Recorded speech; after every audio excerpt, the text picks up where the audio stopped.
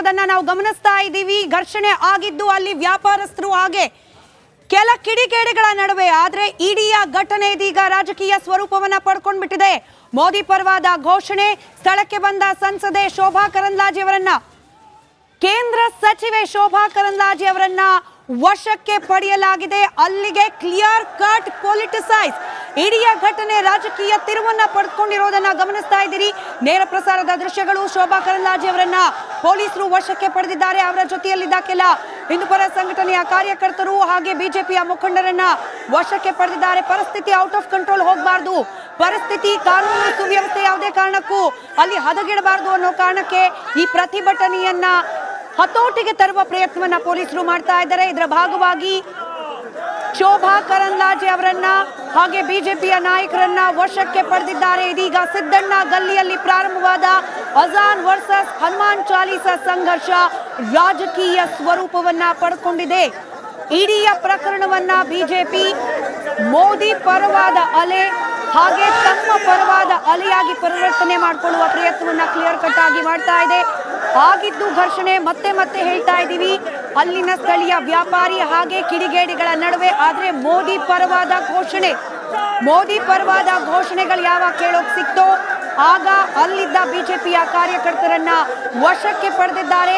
ಶೋಭಾ ಕರಂದ್ಲಾಜೆ, ಕೇಂದ್ರ ಸಚಿವೆ ಶೋಭಾ ಕರಂದ್ಲಾಜೆ ಅವರನ್ನ ಕೂಡ ಪೊಲೀಸರು ವಶಕ್ಕೆ ಪಡೆದಿದ್ದಾರೆ. ದೃಶ್ಯದಲ್ಲಿ ಗಮನಿಸ್ತಾ ಇದ್ದೀರಿ.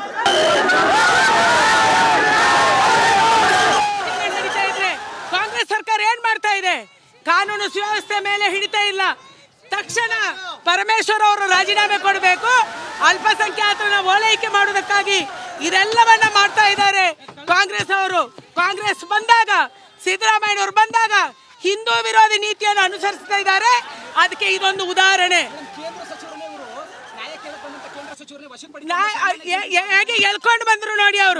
ಅವ್ರು ಏನು ಎಷ್ಟು ಹ್ಯೂಮಿಲಿಯೇಟ್ ಮಾಡ್ತಾರೆ, ಹೇಗೆ ಎಳ್ಕೊಂಡು ಬರ್ತಾರೆ, ಹೇಗೆ ತಳ್ತಾರೆ ಅನ್ನುವಂಥದ್ದು. ಅದಕ್ಕಾಗಿ ಇವತ್ತು ಕಾಂಗ್ರೆಸ್ ಸರ್ಕಾರ ಅಂದ್ರೆ ಹೀಗಿದೆ ಅನ್ನುವಂಥದ್ದನ್ನ ನಾವು ದೇಶಕ್ಕೆ ಹೇಳುವಂತ ಅಗತ್ಯ ಇದೆ. ಜೈ ಶ್ರೀರಾಮ್.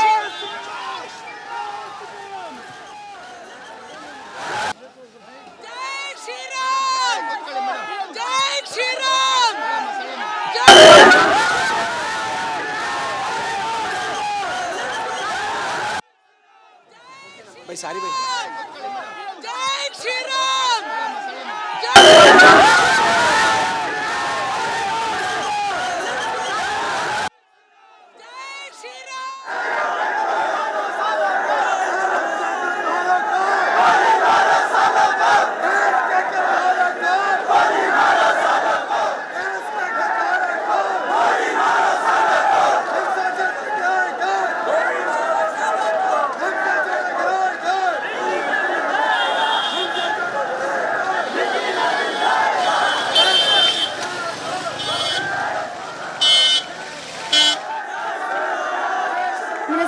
ಇಡೀ ಪ್ರಕರಣವನ್ನ ರಾಜಕೀಯಗೊಳಿಸಿ ಆಗಿದೆ. ಶೋಭಾ ಕರಂದ್ಲಾಜೆ ಅವರನ್ನ ವಶಕ್ಕೆ ಪಡೆದಿದ್ದಾರೆ ಪೊಲೀಸರು.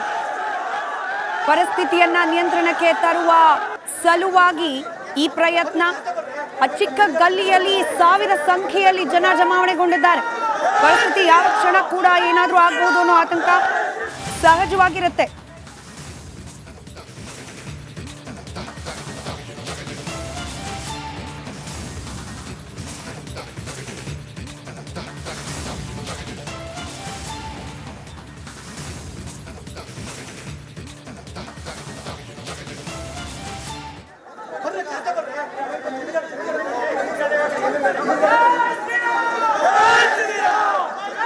ಬಿಜೆಪಿ ಕಾರ್ಯಕರ್ತರ ಜಮಾವಣೆ ಸ್ಥಳದಲ್ಲಾಗ್ತಾ ಇರೋದು.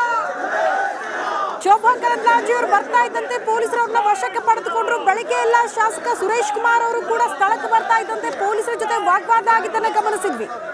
ನಿನ್ನೆಯೂ ಕೂಡ ತೇಜಸ್ವಿ ಸೂರ್ಯ ಅವರ ಸರದಿ ನಿನ್ನೆಯೂ ಕೂಡ ಬಂದ್ರು. ಅವರು ಬಹಳ ದೊಡ್ಡ ಮಟ್ಟದಲ್ಲಿ ಎಚ್ಚರಿಕೆ ಕೊಟ್ಟು ಹೋಗಿದ್ರು, ಇದರಲ್ಲಿ ರಾಜಕೀಯ ಮಾಡಕ್ಕೆ ಬರಬೇಡಿ, ತಪ್ಪಿತಸ್ಥರ ವಿರುದ್ಧ ಕ್ರಮ ಕೈಗೊಳ್ಳಿ ಅಂತ. ಇವತ್ತು ಪ್ರತಿಭಟನೆ ಮಾಡೋದಕ್ಕೆ, ಧರಣಿ ಮಾಡೋದಕ್ಕೆ ಅವಕಾಶ ಇಲ್ಲ.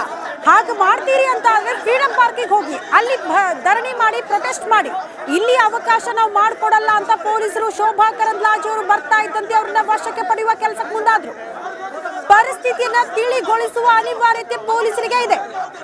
ನಾವು ಚುನಾವಣಾಧಿಕಾರಿಗಳ ಪೂರ್ವಾನುಮತಿಯನ್ನು ಪಡೆದುಕೊಂಡೇ ಬಂದಿದ್ದೀವಿ, ಹಾಗಾಗಿ ವಶಕ್ಕೆ ಪಡೆದುಕೊಳ್ತೀವಿ, ಇಲ್ಲಿ ಅನುಮತಿ ಇಲ್ಲ ಧರಣಿ ಮಾಡೋದಕ್ಕೆ, ಇಷ್ಟು ಜನ ಸೇರೋದಕ್ಕೆ ಅವಕಾಶ ಮಾಡಿಕೊಡಲ್ಲ, ಹಾಗಾಗಿ ಕೆಲವರನ್ನ ವಶಕ್ಕೆ ಪಡೆಯುವ ಕೆಲಸಕ್ಕೆ ಮುಂದಾಗ್ತಾ ಇದ್ದೀವಿ ಅಂತ ಬಹಳ ಸ್ಪಷ್ಟವಾಗಿ ಹಲಸೂರು ಗೇಟ್ ಪೊಲೀಸರು ಸ್ಪಷ್ಟೀಕರಣ ಕೊಟ್ಟಿದ್ದಾರೆ. ಈ ವಿಚಾರದಲ್ಲಿ ಹನುಮಾನ್ ಚಾಲೀಸು ಹಾಡು ವಿಚಾರಕ್ಕೆ ಸಂಬಂಧಪಟ್ಟಂತೆ ಹಲ್ಲೆ ಆಗಿರೋದು ಅಂಗಡಿ ಮಾಲೀಕರ ಮೇಲೆ.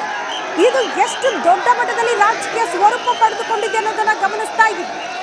ರಾಜಕೀಯ ನಾಯಕರ ಎಂಟ್ರಿ ಆಗ್ತಾ ಇದ್ದಂತೆ ಸಹಜವಾಗಿ ಧರಣಿ ದೊಡ್ಡ ಮಟ್ಟದಲ್ಲಿ ಆಗ್ತಾ ಇರೋದು ತೀವ್ರ ಸ್ವರೂಪ ಪಡೆದುಕೊಂಡಿರೋದು.